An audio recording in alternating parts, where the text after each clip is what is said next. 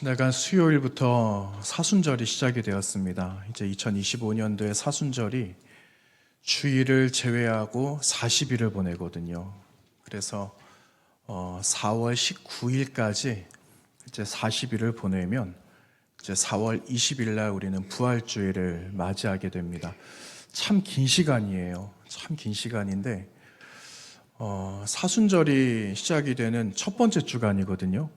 그런데 제가 사순절 시작하는 첫 주에 부활주일 메시지를 전하기는 처음인 것 같습니다. 아마 흔치 않은 일인 것 같아요.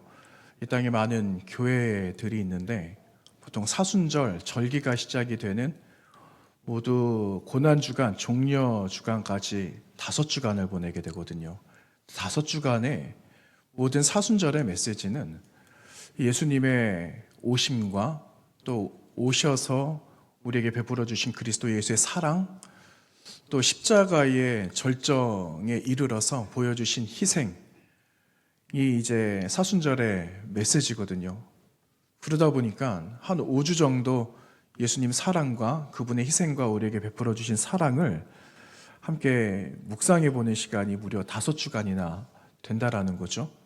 그런데 이제 오늘 아직 부활절이 아직 안 멀었는데 그 부활의 메시지를 전한다라는 것이 우리에게 무슨 의미가 있을까라는 생각을 한번 해보게 되었어요.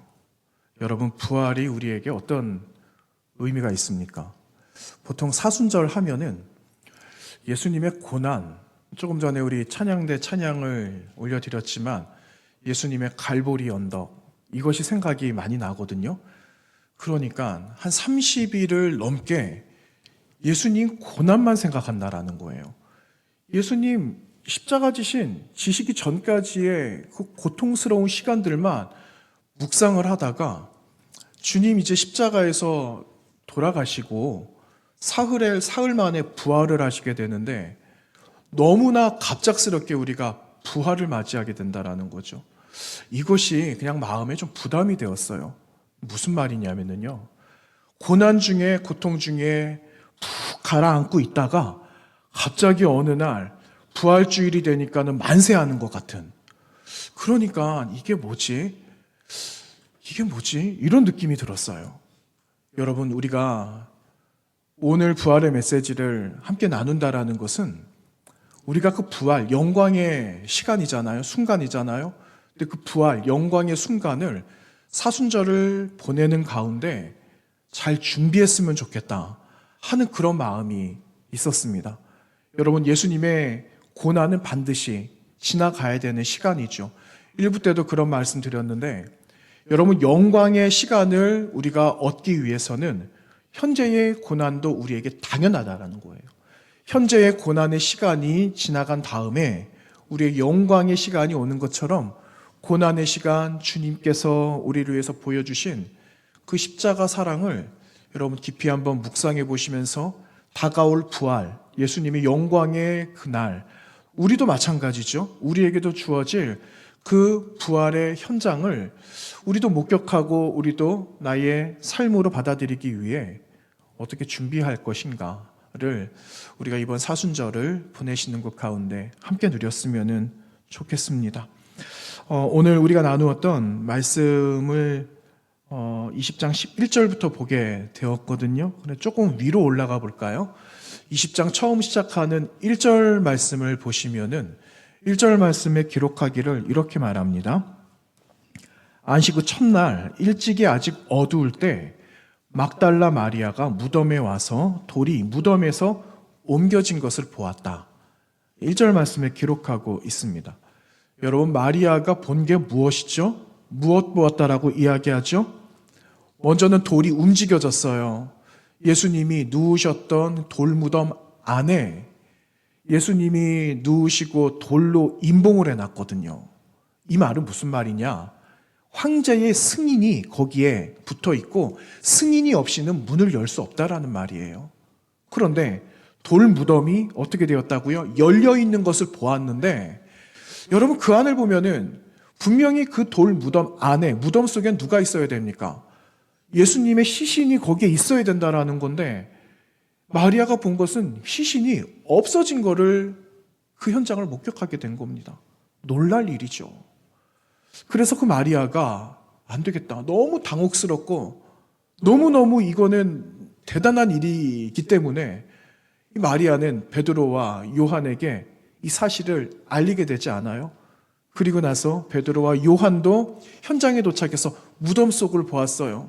그런데 그들이 본 것 뭐라고 기록하고 있는가? 그들은 빈 무덤 안에 흩어져 있는 세마포를 보았다. 예수님 시신을 묶어놓았던, 잘 손질하고 잘 정리해서 묶어놓았던 세마포가 이제 풀어진 거죠. 그러니까는 쌈이었던 이 몸은 사라졌다라는 거예요. 그거를 베드로와 요한이 보게 된 겁니다. 자, 여러분, 우리는 이쯤 되면은 무슨 일이 일어났다라는 걸 우리는 알 수 있죠. 여러분, 어떤 일이 일어난 겁니까? 예수님의 부활하심이 여러분 일어난 현장이라는 거예요. 우리는 알고 있죠. 성경을 이미 보았기 때문에 우리는 당연히 알고 있어요. 그런데 흥미로운 것은 마리아나 그리고 이후에 왔던 베드로와 요한은 예수님의 부활의 사실을 인지하지 못했다라는 겁니다. 생각조차도 하지 못했죠. 여러분, 왜 마리아와 이 제자, 두 명의 제자는 예수님의 부활을 생각하지 못했을까? 여러분, 이런 질문을 한번 던져보고 싶지 않습니까? 여러분, 예수님의 부활보다는 예수님이 세마포를 벗으시고 부활하셨다라는 그것보다는 세마포에 싸매어지지 않은 예수님의 시신이 없어진 그 현장을, 그 현실만 바라보았다라는 거예요. 여러분, 무슨 말인가? 여러분, 우리는 현재를 살아가고 있어요. 현재 살아가고 있는 수많은 일들과 역사 가운데 살아가고 있어요. 내일 아직 일어나지 않은 일은 예측도 할 수 없다라는 거죠. 그래서 그 다음은 전혀 생각할 수가 없습니다. 그런데 믿음의 세계는요, 우리의 육신의 눈으로 보는 것이 아니잖아요. 믿음은 무엇으로 보는가? 우리 마음의 눈으로, 우리 마음의 확신으로 믿음의 세계를 바라보는 거거든요. 그런데 현실에 매여져 있으면은 그 다음 우리에게 다가올 미래를 맞이할 수 없다라는 거예요. 그런데 우리는 현재 살아가고 있는 우리는 현실에 너무 안주하고 있다라는 겁니다. 그래서 현실을 넘어야지 믿음의 세계를 경험하게 되는데 믿음의 세계를 아직 우리는 고백하지 못하고 있는 현재를 살아가고 있다라는 거죠. 여러분, 오늘 우리가 나누었던 이 본문 20장에 여러분 근데 조금 내려오시면 9절 말씀이 기록되고 있어요. 9절 말씀에 그들은 성경에 그가 죽은 자 가운데서 다시 살아나야 하리라 하신 말씀을 아직 알지 못했다라고 말씀하고 있습니다. 여러분, 이 말씀이 현실이 믿음을 넘어서지 못한 결과임을 우리에게 보여주고 있는 거예요. 주님께서 미리 말씀하셨거든요. 주님께서 반드시 그리고 이와 같은 부활의 놀라운 영광에 대해서 말씀해 주신 바가 있으셨어요. 그런데 제자들은 또 이 현장에 있었던 마리아는요, 주님 말씀하신 거를 생각해낼 수가 없었다라는 거예요. 현실이 너무 충격적이었기 때문에. 여러분, 그리고 나서 여러분 제자들이 오잖아요. 제자들의 그 모습은 어떠했는가? 베드로와 요한이 왔어요. 그런데 빈 무덤을 보고 풀어져 있는 그 세마포를 본 이후에 여러분 베드로, 요한 어디 갔습니까? 집으로 갔다라고 기록하고 있어요. 집으로. 여러분, 너무너무 한심한 거예요. 아니, 왜 이랬을까? 그런 생각이 들어요. 이 말씀을 이렇게 보는데 10절 말씀이잖아요. 이에 두 제자가 자기들의 집으로 돌아갔다. 아니, 한 여인은 예수님이 시신을 찾기 위해서 동분서주하면서 다니고 있는데, 아니, 두 명의 제자, 베드로, 요한 아니에요. 사랑받고 있는 제자 요한, 그리고 예수님의 첫 번째 제자라고 스스로도 자부하고 있는 베드로 아닙니까? 그런데 이 두 명이 집으로 돌아갔다니 너무 말이 안 되는 거예요. 아니, 왜 이들은 마리아와 함께 예수님 시신이라도 찾는 신용이라도 왜 하지 못했지? 왜 이들은 집으로 돌아갈 수밖에 없었을까? 이런 실망이 드는 거예요. 여러분 같으면은 어떻게 하셨을 것 같아요? 아마 이리저리 막 찾으러 다녔을 것 같아요. 여러분, 그 아이들 키울 때 한 번씩 잃어버리잖아요. 저도 그런 경우가 있었거든요. 근데요, 정신이 없어요. 애를 한번 잃어버리니까 정신을 못 차리겠더라고요. 그냥 그 자리에 서서 할 수 있는 게 뭘 할 수 있을까요? 기도하는 것밖에 없어요. 그리고 지나가는 거, 내가 그동안 잘못했던 것, 하나님 잘못했어요, 이런 거 있잖아요. 하나님 용서해 주세요. 내가 뭘 잘못했는지 막 지나가는 거예요. 아니 그런 마음으로라도 주님 그 시신이 없어졌는데 찾으러 다닐 수는 없었을까? 그런 마음이 드는 거죠. 여러분 그 제자들의 마음속에는 무엇이 사로잡고 있었을까 하는 거예요. 낭망하는 마음 있었겠죠. 패배의식 그런 마음이 있었겠죠. 나중에 나누겠지만 여러분 그들의 마음을 사로잡았던 게 있어요. 그들의 마음을 사로잡았던 건 두려움이었어요. 두려움. 여러분이 한 20대 때 제가 보았던 책 가운데 아마 여러분도 보셨을 거예요. 이런 책이 있었습니다. 누가 치즈를 옮겼을까? 누가 내 치즈를 옮겼을까? 되게 오래된 책이에요. 아마 오늘 처음 들어보시는 분도 계시고 읽어보신 분도 계실 거예요. 노란 표지에 얇은 책, 크지 않습니다. 그런데 그 책에 이야기하는 게 있습니다. 무엇을 이야기하느냐면요. 미로를 막 헤매고 다녀요. 그리고 치즈가 있죠. 이 치즈는 무엇이냐면은 내가 소망하는 거예요. 내가 성공하기를 원하는 거. 내가 취하기를 바라는 거. 이것이 인생에 가장 으뜸되는 게 치즈로 등장을 합니다. 이 책에는요. 여러분 그 등장인물이라고 할까요? 등장인물이라고 하죠. 등장인물이 4명이 등장을 해요. 근데 2명은 누구냐면은 사람이 아니에요. 쥐입니다. 생쥐. 예. 생쥐 2마리가 등장을 하고 그리고 사람 2사람이 등장을 해요. 그래서 모두 4사람이 등장을 하게 되는데 여러분 어느 날 이 치즈가 사라져버리게 된 겁니다. 치즈가 없어요. 내가 그동안 추구했던 인생의 으뜸이라고 생각했던 거, 내가 꼭 있어야만 한다라고 절대적으로 생각했던 인생의 뭐 좌우가 되든 좌표가 되든 이런 것들이 치즈였는데 치즈가 하루아침에 사라져버린 겁니다. 자, 그러면 여러분은 어떻게 하시겠습니까? 이 치즈를 찾으러 떠나시겠어요? 아니면 사라진 거니까 포기해버리시겠어요? 어떻게 하시겠습니까? 치즈가 사라졌는데 2마리의 생쥐는 치즈를 찾으러 떠납니다. 다시 말하면은 새롭게 변화된 환경, 그리고 내가 새롭게 적응해야 될 새로운 세계를 향해서 2마리의 생쥐는 치즈를 찾으러 떠났다라는 거예요. 여러분, 인간의 모습은 어땠을까요? 한 사람은요, 찾으러 떠나지 않아요. 한 사람은 이걸 포기해버립니다. 찾으러 나갈 용기가 없는 거예요. 그냥 현재, 그냥 여기 안주하고 말지. 그냥 이대로 살아가는 것도 그냥 내 삶이겠거니 하고 받아들였다라는 거예요. 여러분, 또 한 사람은 어땠을까요? 또 한 사람은 찾으러 가는 거예요. 아, 그래. 치즈가 없구나. 그러면 내가 지금까지 안주했던 삶의 목표는 다른 데서 무언가를 찾아야 된다면 내가 무엇을 찾을 수 있을까 하면서 새로운 길을, 미로를 향해서 떠나는 2사람의 서로 다른 모습이 그려지고 있습니다. 근데 여러분, 이 한 사람이 깨닫는 바가 있어요. 무엇을 깨닫는가? 모두 3가지를 깨닫습니다. 변화는 불가피하다라는 거예요. 우리에게 수많은 변화가 있어요. 매일매일의 변화가 있고 도전이 있고 시도해 봐야 되는 것이 있는데 어떤 사람들은 시도조차 하지 않고 포기해버린다는 거죠. 그런데 이 포기할 수 없다라는 거예요. 새로운 시간들을 통해서 우리에게 새로운 기회가 오기 때문에. 그래서 변화는 결코 피할 수 없다라는 거. 그리고 2번째 깨달은 거. 그럼에도 불구하고 새로운 환경과 시간이 주어졌을 때 여기에 내가 스스로 수용하고 적용해 볼 수 있어야 된다는 거예요. 받아들여야 된다는 거예요. 그리고 마지막 3번째는 내가 수용하기 위해서 그리고 이러한 가능성을 놓고 내가 사전에 미리 준비해야 되는 삶이 있어야 된다는 것을 이야기하고 있습니다. 3가지를 이야기하고 있는 거죠. 여러분, 부활 현장에 있었던 사람들 보세요. 부활의 현장에 있었던 마리아나 그리고 제자들, 그리고 길을 떠나는 제자들이 있고 또 오늘 본문 19절 이하에는 문 걸어두고 있었던 제자들이 있었어요. 여러분, 이 제자들의 이 모습을 한번 보세요. 새로운 시간이 왔고 새로운 시즌이 왔고 그리고 새롭게 감당해야 되는 새로운 환경이 주어졌는데 이 사람들의 모습들은 새롭게 다가온 시간을 수용하지 못하고 있다라는 것을 우리는 볼 수가 있습니다. 여러분, 예수님의 부활이 무엇을 의미할까요?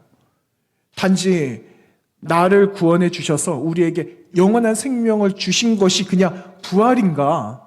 여러분, 거기에만 안주하면은 결코 안 되는 거예요. 예수님께서 우리에게 부활의 큰 은총을 주신 거는요, 내가 누리고 있는 이 부활의 영광을 함께 누리자라고 하시는 거예요. 너와 나와 함께 누리고, 너와 가족들이 함께 누리고, 누군가에게 필요한 사람들에게 이 부활의 영광을 함께 나누면서 함께 누리자라고 하시는 것이 예수 그리스도의 부활 속에 담겨져 있는 오늘의 메시지다라는 겁니다. 여러분, 그러기 위해서 우리는 무엇을 해야 되는가 하는 거예요. 새롭게 다가오는 새로운 시도잖아요. 어쩌면 모험일 수도 있잖아요. 이거를 포기하지 않는 거예요. 포기하지 말고 내가 그동안 잡고 있었던 것, 내가 이것 아니면은 내가 승부를 띄울 수 없다라고 생각했던 것들마저도 내려놓고 여러분, 믿음의 큰 결정을 해야 된다라는 것이 오늘 이 말씀을 통해 우리에게 부탁하고 계시는 주님의 메시지다라는 겁니다. 여러분, 그 주님의 무덤가, 주님 계시지 않은 그 무덤가, 여러분 어떤 것 같아요? 성공한 것 같습니까? 실패한 것 같습니까? 제자들 잘 못한 것 같아요. 제자들이나 남아있는 마리아나 그들의 처신을 잘 못한 것 같아요. 대처를 잘 못한 것 같다라는 생각이 들어요. 그런데 주님께서 그들을 가만 놔두지 않으신다라는 거죠. 울고 있는 여인을 찾아오세요. 집으로 돌아간 제자들에게도 찾아오십니다. 그리고 엠마오로 향하고 있는 2명의 제자가 있었어요. 시골길로 예루살렘을 벗어났던 자들이 있었어. 여러분, 예수님께서 예루살렘 떠나라고 하셨습니까? 머무르라고 하셨습니까? 예루살렘 떠나지 말라고 하셨거든요. 그런데 예루살렘을 떠났던 2명의 제자도 있었어요. 급기야 삶을 정리했어요. 지금 내가 주님과 살았던 3년의 시간 정리하고 과거 내가 일했던 자리로 돌아갔던 사람들도 있었어요. 근데 주님께서는 이들 가만히 놔두면 안 되겠다. 그래서 주님께서 찾아오셨다라는 거예요. 이들을 찾아오시는 겁니다. 왜? 새로운 변화의 시작을 이들에게 주시기 위해서 우리에게 찾아오셨다라는 겁니다. 그러기 위해서 여러분, 우리의 지금의 현실을 한번 봐야 됩니다. 여러분, 오늘 우리가 나누었던 13절 이하 15절 말씀이에요. 13절에서 15절까지 말씀 우리 한 절씩 나누어 볼까요? 제가 13절 읽겠습니다. 천사들이 이르되 여자여 어찌하여 우느냐? 이르되 사람들이 내 주님을 옮겨다가 어디 두었는지 내가 알지 못함이니이다.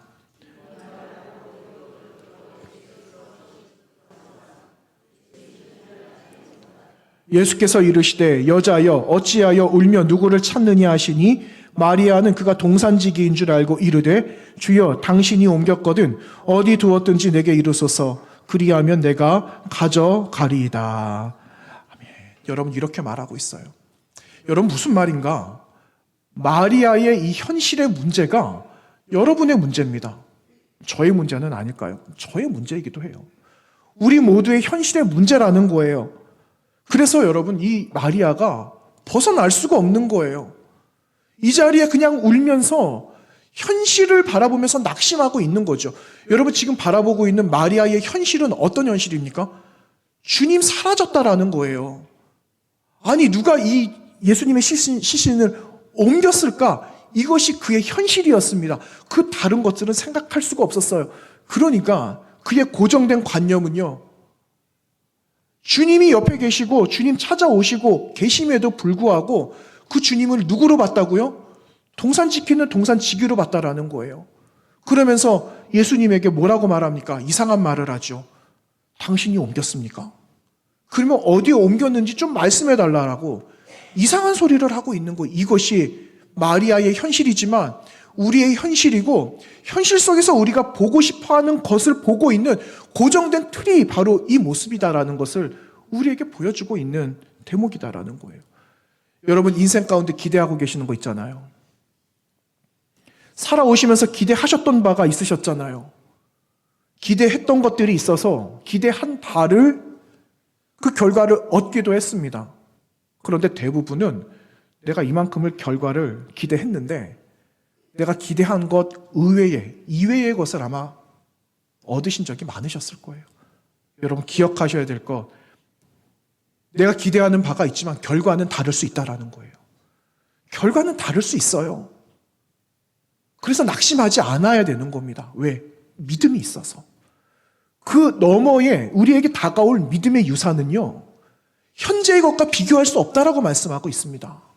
그래서 믿음의 놀라운 하나님의 어떤 역사가 우리 가운데 임하게 될 것인가. 그리고 주님 약속하시잖아요.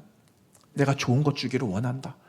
여러분, 주님께서 내가 하나님 떡을 주세요라고 기도하고 있는데 주님께서 뱀 주신다라고 말씀하세요? 아니거든요.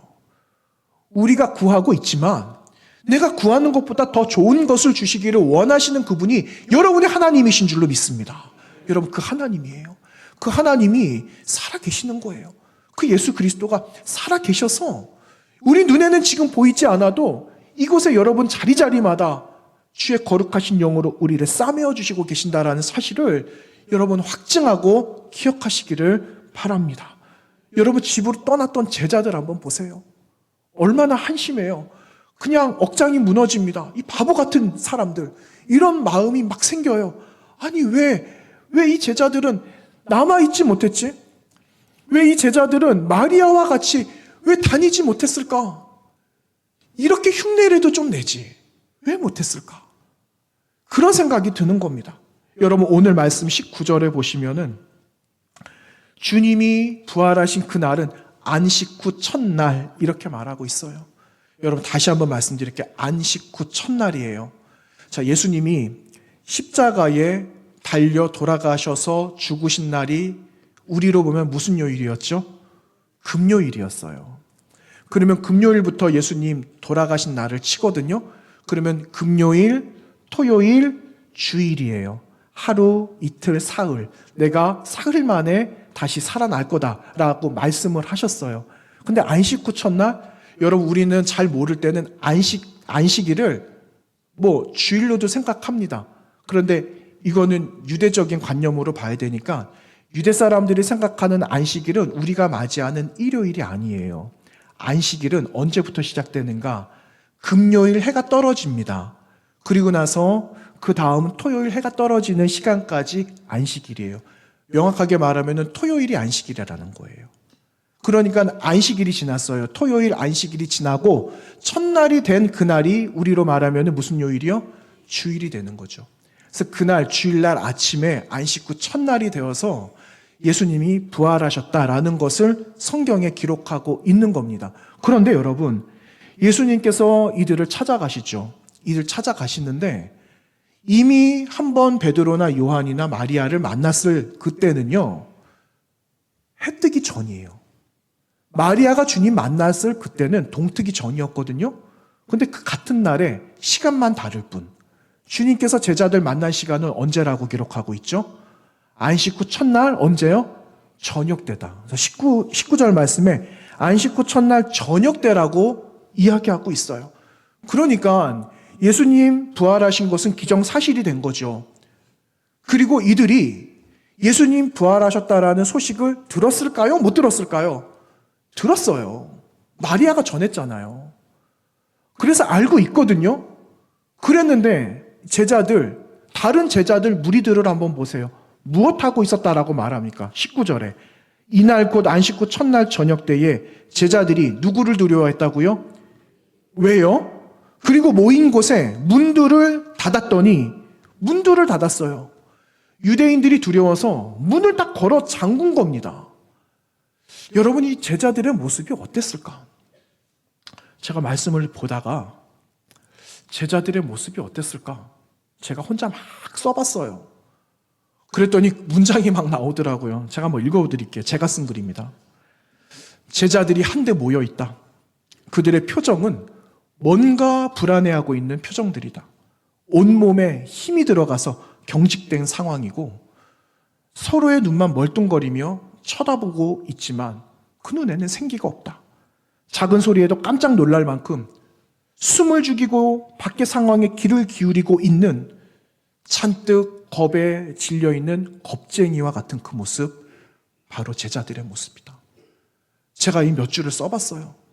그리고 혹여나 싶어서 이 그림을 좀 그릴 수 있을까 해서 그림을 한번 그려봤습니다. 제가 그린 그림은 아니고 여러분 그림 한 장 띄워드리겠습니다. 이 그림이 아닐까, 이 모습 아닐까 라는 생각이 들어요. 여러분, 제자들의 모습이 너무너무 두려운 거예요. 너무너무 놀란 모습이에요. 그런데 어떻게 할 바를 몰라요. 서로에게 확인조차 할 수 없는, 왜? 우리들이 서로 나누는 그 이야기가 밖으로 새어 들어가서 누군가가 듣게 된다라면 우리가 과연 살아남을 수 있을까? 유대인들을 두려워했다라고 말하고 있어요. 내려주셔도 됩니다, 그림. 유대인들을 무서워했다라고 이야기하고 있어요. 여러분, 무엇이 두려웠을까요?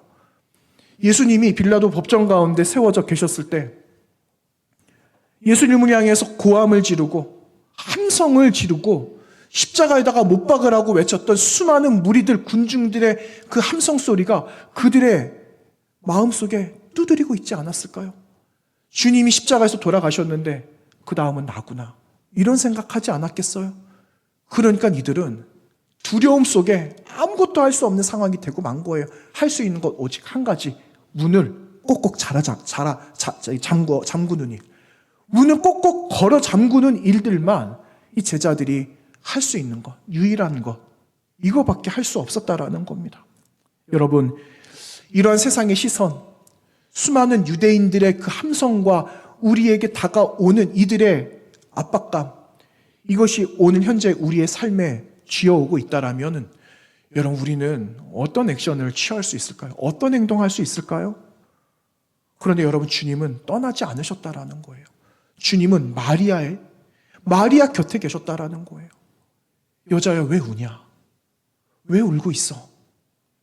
제자들에게 찾아오셔서 주님이 우리에게 말씀하시는 것은 두려워 떨지 마라, 내가 너와 함께 있다 라는 평화를 주님께서 주셨다라는 겁니다. 오늘 말씀에 기록하고 있잖아요.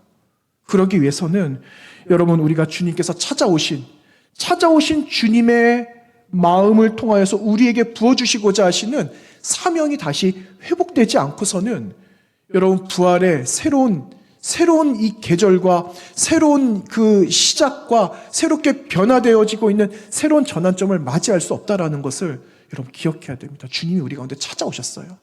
여러분 가운데 찾아오시고 우리 모두 가운데, 한국 교회 가운데, 온 인류 가운데 찾아오신 것은 다시 회복하시기 위해서 찾아오셨다라는 것을 여러분 기억하시기를 바랍니다. 그래서 주님 어떻게 찾아오셨는가? 여러분의 이름을 불러주셨다라는 거예요. 여러분, 오늘 말씀 16절 주님께서 이렇게 말씀하세요. 예수께서 마리아야 하시거늘 마리아가 돌이켜 히브리 말로 라보니 하니 이는 선생님이라는 말이라. 16절 말씀에 기록하고 있죠. 여러분, 주님께서 마리아의 이름을 불러주셨다니까요. 울고 있는 마리아, 아무것도 할 수 없어서 모든 것을 포기하고 땅만 바라보고 있는 그 눈물바다가 되고 있는 그 현장 가운데 주님이 오셔서 마리아를 불러주셨다라는 사실입니다. 여러분, 이 시간에 주님이 찾아오셔서 누구의 이름을 불러주실까요? 나의 이름을 불러주시는 거예요. 나의 이름. 여러분, 속으로 한번 불러보세요. 누구야 하고 불러보세요. 여러분, 이 음성이 주님의 음성이며 주님께서 여러분을 불러주시는 예수 그리스도의 불러주시는 자리이심을 믿습니다. 여러분, 주님께서 여러분 왜 불러주셨을까요? 여러분, 어떤 사람은 그렇대요. 내 이름이 불려지는 게 부담된다라고 말하는 사람들이 있대요. 그렇죠? 학교에서 학창시절에 이제 신학기가 되었잖아요. 우리 반에 누가 있는지 이름 한번 선생님이 불러본다 하고 이름을 막 부르기 시작합니다. 그러면은 어떤 친구들은요, 내 이름이 안 불려졌으면 좋겠어 하는 친구들도 있었어요. 왠지 아세요? 내 이름이 촌스러우니까. 옛날 학창시절에 그런 경우들이 있었어요. 내 이름 때문에 상처가 있어요. 그러다 보니까 내 이름 불려지는 게 싫은 거예요. 부담되는 거죠. 그런데 예수님께서 마리아라고 이름을 불러주신다니까요. 여러분, 그 마리아가 얼마나 부담이 되었을까? 그런 생각도 들지만 예수님께서 마리아의 이름을 불러주신 이유가 뭘까요? 너의 꼴을 봐라, 이것 때문에 예수님이 불러주셨을까요? 그거 아니거든요. 내가 너 과거의 그 모습을 알아. 여러분, 그 막달라 마리아 과거에 어떤 사람이었습니까? 여러분 아시잖아요. 귀신에게 휩싸여가지고 귀신에게 매어져 있었던 사람, 막달라 마리아는 7 귀신 가운데 묶여져 있었던 사람이라고 이야기하고 있거든요. 그런데 주님 만나서 그가 자유하게 되었습니다. 그런데 주님께서 그의 그 과거를 들추어내시는 게 아니라 내가 너의 과거도 알지만 지금 현재 너의 마음도 알고, 그리고 더 나아가서 너가 나의 아름다운 나의 귀한 제자가 될 것임을 내가 알기 때문에 내가 너의 이름을 부르는 거다 라고 하시면서 위로해 주시는 거예요. 내가 너 알아. 예전에는 너가 사람들에게 버림을 받고 사람들에게 상처를 받은 상처투성이의 그 이름 막달라 마리아지만 내가 너를 사랑한다. 내가 너와 교제하기를 원하고 내가 너를 통해서 나의 살아있는 이 부활의 소식이 너를 통해서 선포되기를 원한다라는 그 마음으로 주님은 마리아의 이름을 불러주셨는데, 여러분의 이름을 불러주신 것 또한 같은 의미로 주님 찾아오셔서 여러분과 저의 이름을 부르고 계신다라는 거예요. 여러분, 마리아 보세요. 마리아가 놀라운 일을 합니다. 여러분, 예수님의 부활을 누가 전합니까? 제자들이 전했나요? 여인들이 전해요.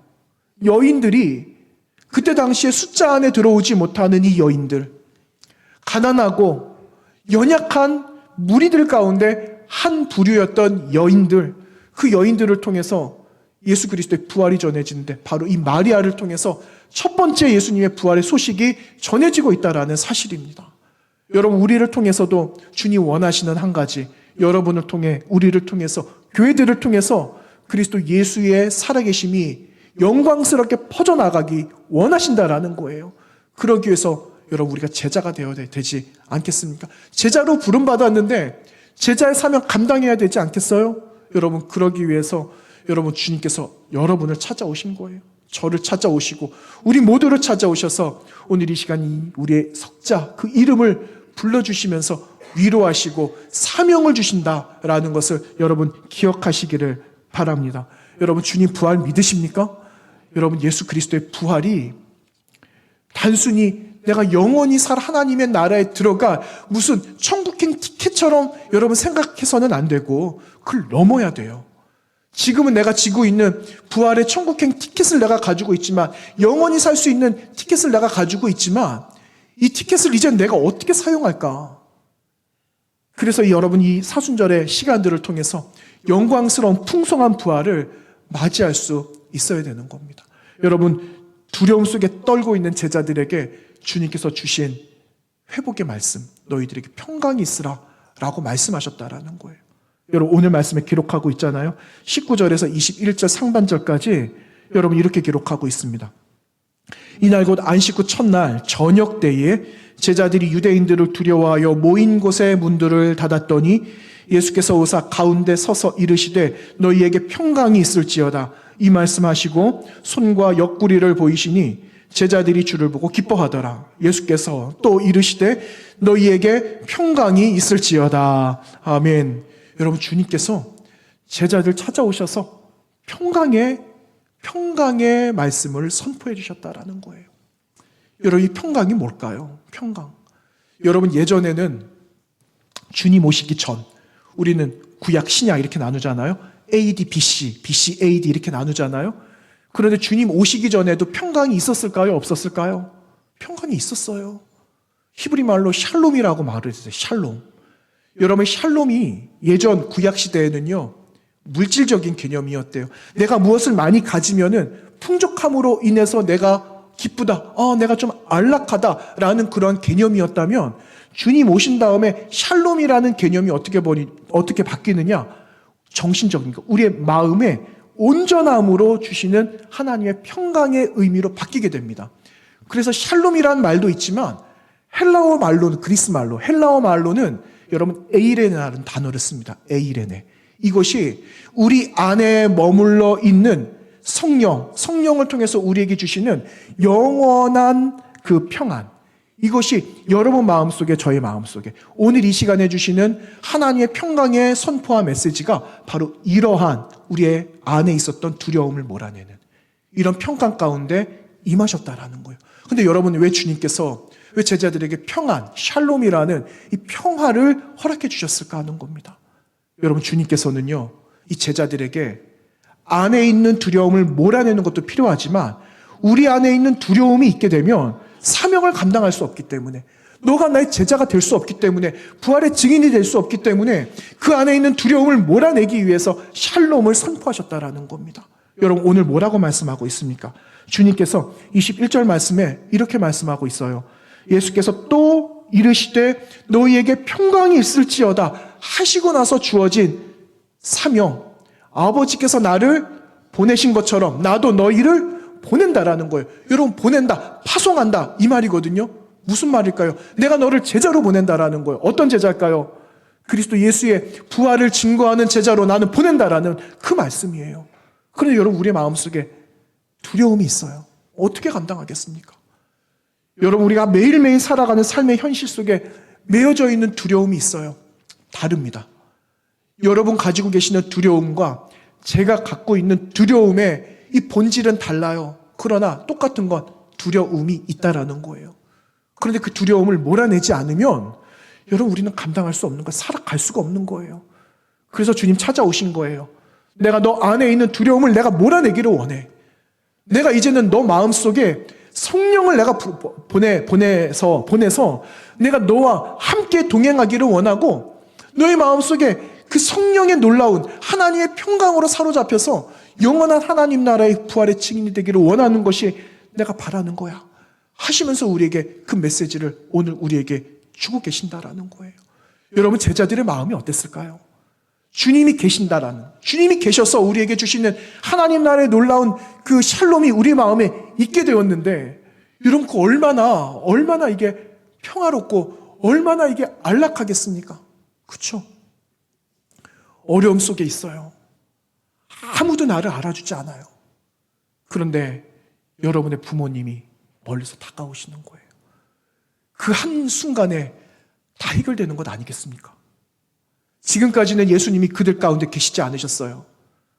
그런데 예수님이 그 자리에 오심으로 인해서 제자들의 표정이 어떻게 바뀌어졌을까요? 여러분 제자들의 표정 어떻게 바뀌었을까요? 제가 제자들의 표정이 너무 궁금했어요. 주님 가운데 주님을 모시고 있는 이 제자들의 표정이 어떻게 변하게 되었을까?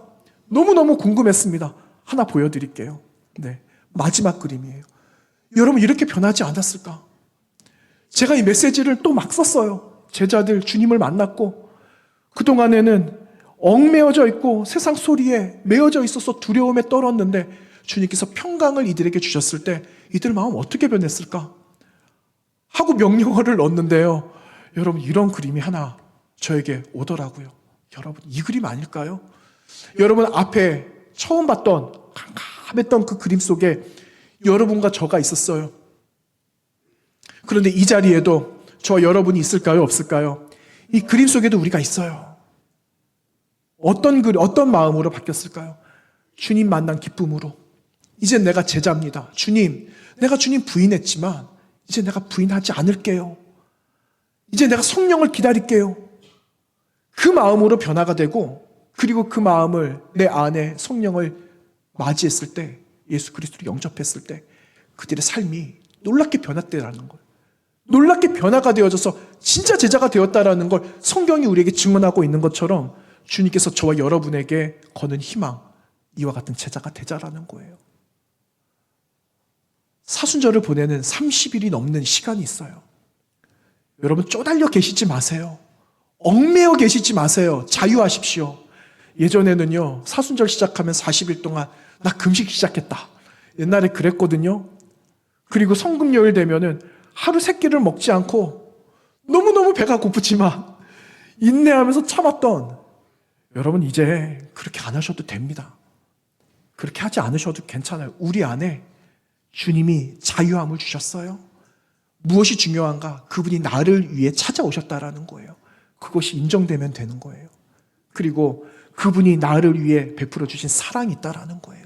그 사랑 때문에 내가 살고 나를 통해서 또 누군가 살고 우리 가정이 살고 세상이 구원이 되기를 원하시는 주님의 마음을 알면 되는 거예요. 그러면 여러분 그 영광의 부활의 그 아침이 주님의 없어진 시신만 찾으러 다닐까요? 이제 그렇게 안 해도 되겠죠. 주님 안 계시니까 역시 부활하셨구나. 이것이 나의 고백이다라는 것을 고백할 수 있는 아침이 될 줄로 믿습니다. 여러분 그 믿음으로 여러분 마지막까지 살아가셔야 돼요. 한 달 뒤에 올 부활절까지 됐다 여기까지가 아니에요. 그 넘어 우리에게 주어져 있는 여러분 우리는 100년을 못 삽니다. 그렇죠? 100년 안에는 다 하나님 나라 가게 될 거예요. 하나님 나라 가기 전까지는 이런 소망 가지고 살아가야 되지 않겠습니까? 그리고 하나님 나라에서 확인해 봐야 되지 않겠어요? 그 소망이 여러분에게 있어요. 우리 모두에게 있고 교회들 가운데 있고 교회를 통하여서 하나님께서 주시는 메시지가 있는 거예요. 그 메시지를 가지시고 이번 한 주간 뿐만 아니라 여러분 모든 평생에 주님의 영광스러운 부활의 증인으로 살아가게 되시기를 주님의 이름으로 부탁드립니다. 거룩하신 하나님 감사합니다. 또 우리에게 부활의 기쁨 또한 그 부활의 기쁨을 사모할 수 있는 마음을 주셔서 감사합니다. 하나님 우리 가운데 다가오신 예수 그리스도를 하나님 마음에 깊이 모시며 그분 보내지 않게 하여 주시고 부활의 영광스러운 그 아침을 향하여 우리 인생에 다가올 마지막 그 부활의 영광스러운 아침을 향하여 믿음 버리지 않고 하나님 힘차게 걸어가는 우리 그리스도인들 사랑하는 우리 모든 성도들의 삶이 되도록 역사하여 주시옵소서. 예수님 거룩하신 이름으로 기도하옵나이다. 아멘.